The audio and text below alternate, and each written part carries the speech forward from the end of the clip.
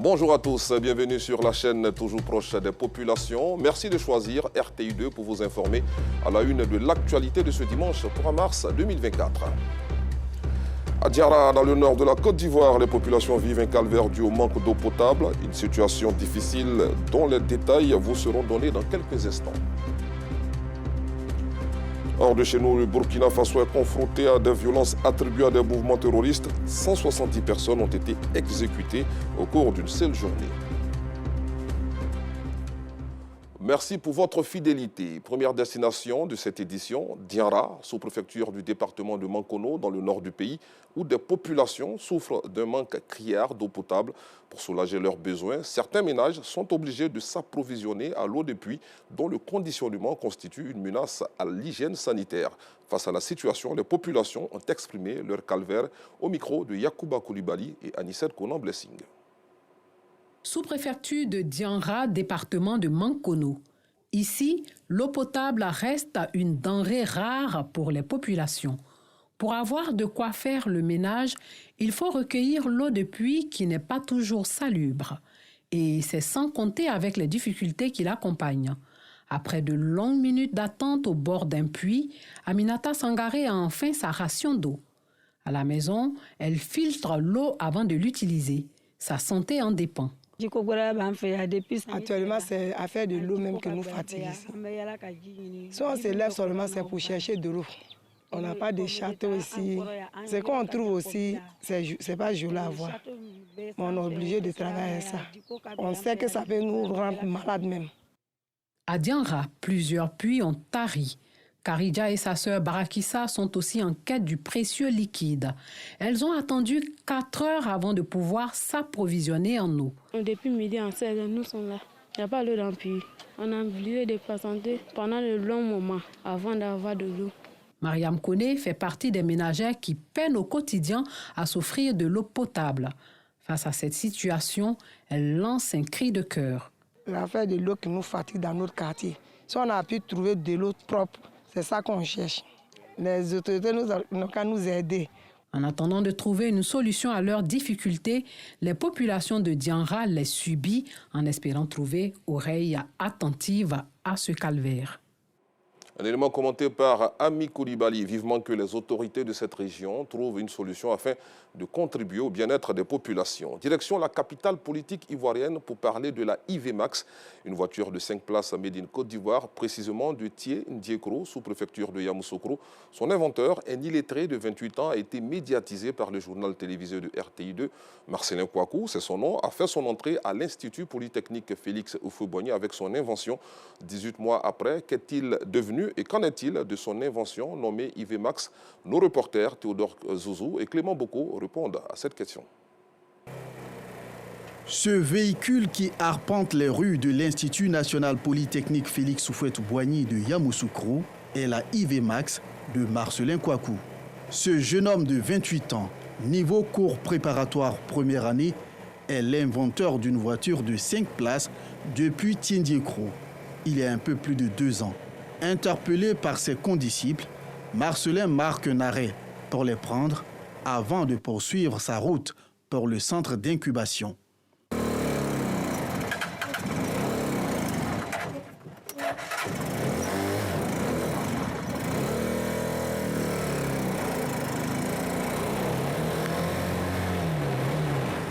Marcelin a des réglages mécaniques et électroniques à faire sur la IV Max, un produit fini qu'il est fier de conduire. Avec l'appui de l'INP, j'ai vraiment amélioré la voiture. Actuellement, je peux commander la voiture tout avec le téléphone. Donc je vois que c'est amélioré parce que ce que j'avais fait au village avec maintenant, ce n'est pas les mêmes choses. Il y a beaucoup de choses qui ont changé dedans. Les camarades étudiants de Marcelin, tous de futurs ingénieurs, sont admiratifs devant ses qualités et ses performances. Je suis très heureux pour lui. Ensemble, je lui ai montré comment est-ce qu'il fallait dessiner des pièces mécaniques depuis l'ordinateur et voir les comportements mécaniques sur la pièce. Également, comment programmer des cartes telles que l'RFID qu'il utilise pour pouvoir démarrer la voiture avec sa carte. Le cas de Marcelin Kouakou, qui n'a pas fait les bancs avant d'intégrer l'INPHB, il y a 18 mois, est unique en son genre et nécessite beaucoup d'intelligence. en fonction du besoin de son projet, nous avons mis en place un programme d'accompagnement. Et donc, partant de là, nous affectons les différents experts de l'INPHB qui peuvent travailler sur son projet. C'est ce que nous avons fait. Donc, il y a le génie mécanique, il y a le génie électronique. Donc, il a travaillé avec ces deux pôles techniques pour pouvoir mener à bien son projet. Le projet IV-Max de Marcellin est basé sur un engin mobile avec une structure mécanique, d'où sont suivis par un encadreur dans ce domaine. On a commencé par l'ensemble des théories autour des méthodes de fabrication pour que lui-même il s'exprime et qu'il il puisse connaître les machines-outils les plus récentes qui permettent d'améliorer la qualité d'un travail, de coupe, de tôle, pliage, cintrage, formage de plusieurs types de matériaux. La IV-Max a aujourd'hui une belle apparence, peinture impeccable, un design attrayant, un tableau de bord digitalisé, des phares et feux au point, avec une enseigne lumineuse indiquant l'inventeur. En compagnie de son formateur en électronique et en création assistée, il part pour l'atelier. Ici, l'enfant de Tiendier Cro travaille à l'ordinateur. Bon, actuellement, je ne dessine plus sur le sol. On m'a appris à faire le dessin. Voici d'autres prototypes pour pouvoir faire sortir demain la deuxième version de l'IV-Max parce que j'ai beaucoup apporté pour la Côte d'Ivoire. On doit vendre la IV-Max parce que j'ai pris du temps pour pouvoir bien faire. Actuellement, ça marche très correctement. Donc, on doit faire tout pour que la Côte d'Ivoire accepte l'IV-Max sur le marché. Nous donnons les notions de base et juste quand l'étudiant a les notions de base, l'apprenant doit être capable par lui-même de se former et d'apprendre.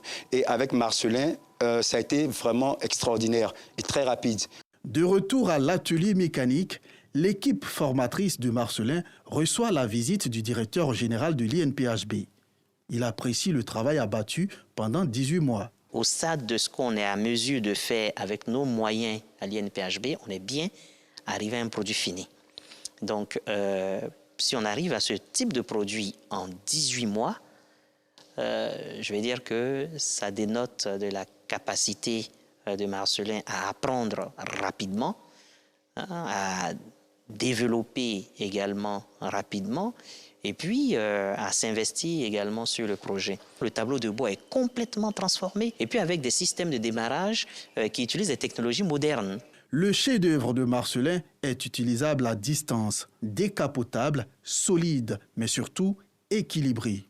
Dupliqué, il pourrait valablement prendre la place des tricycles utilisés comme moyen de transport en commun. Des perspectives donc pour l'engin et son concepteur. La suite, ce sont les 6 mois. Il faut qu'on évalue. Est-ce qu'il faut qu'il reste encore 6 mois ou 18 mois supplémentaires? Donc, c'est ce qu'il nous faudra comme temps maintenant pour permettre son insertion. Donc, ça, c'est le temps qui va être évalué maintenant. Mais oui, on ne s'arrête pas à 18 mois. On va continuer encore jusqu'à ce qu'on arrive à faire un produit fini. Donc, le produit fini Marcellin et le produit fini IV-Max. La IV-Max séduit.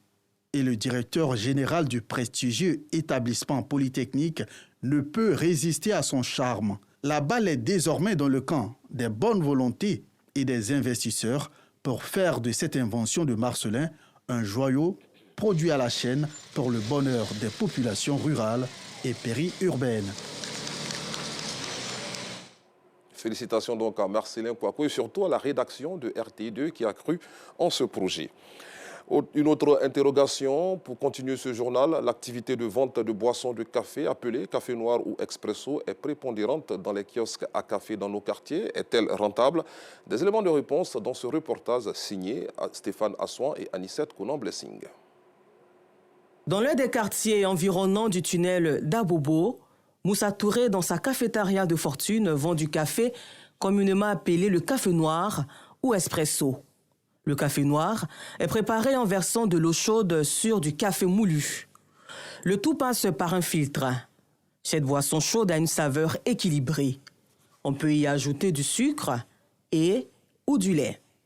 Doumbia Souleymane, l'un des habitués des lieux, évoque la relation qu'entretient Moussa Touré avec ses clients. Avant d'aller à Djamé, je passe prendre un petit café avant de continuer.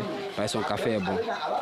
Son café est bon. Et puis, bon, l'ambiance aussi au café. Tout ça me permet me donne encore le courage de venir. Son humour, au fait. Voilà, il est accueillant. Dans cette ambiance joyeuse, empreinte de stratégie commerciale, depuis 12 ans, Moussa Touré rencontre quelques difficultés. Ça me fait au moins 12 ans ici dans le café. On payait à 1200 les sachets, 1 kilo. On s'est sorti très bien. Mais maintenant, ça ne marche même pas, plus on ne sort pas. Parce que le café est devenu jusqu'à 2000. Le sucre, 2400, 1 kilo 800, ça ne va pas. Ça ne va même pas. Je dis au gouvernement, il n'y a qu'à voir pour le prix des cafés, puis si vous diminuez un peu, très bon pour nous, sinon ça ne va pas.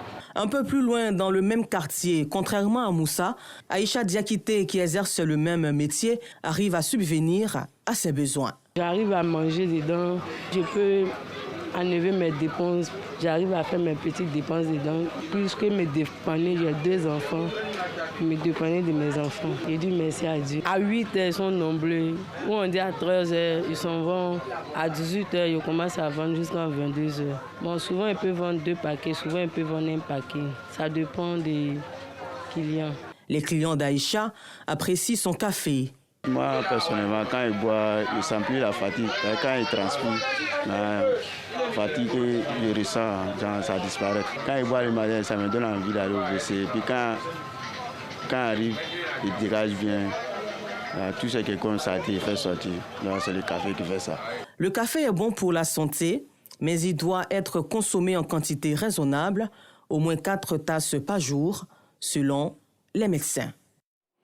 Parlons religion à présent. Un culte d'action de grâce a été donné en faveur de la nation à l'église évangélique des Assemblées de Dieu du plateau d'Okuy. L'un des moments principaux de cette célébration a été la consécration de diacres, de diaconesses, de responsables et d'anciens de la dite église. Des précisions avec Fedana Yeo et Anissette Konan-Blessing.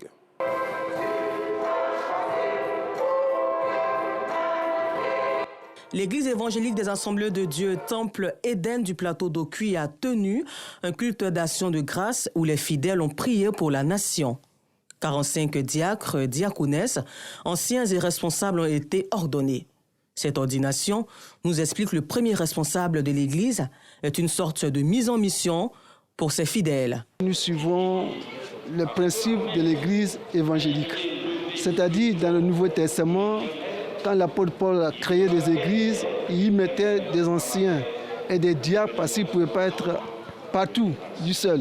Donc au sein de l'Assemblée de Dieu, nous nommons les personnes pour nous aider davantage, pour l'encadrement des chrétiens. Nous voulons des chrétiens disciples de Jésus, c'est les gens qui sont disciplinés pour la gloire de Dieu. Ces hommes et femmes ont été ordonnés pour servir l'Église en se dévouant et s'engageant au service de la communauté religieuse.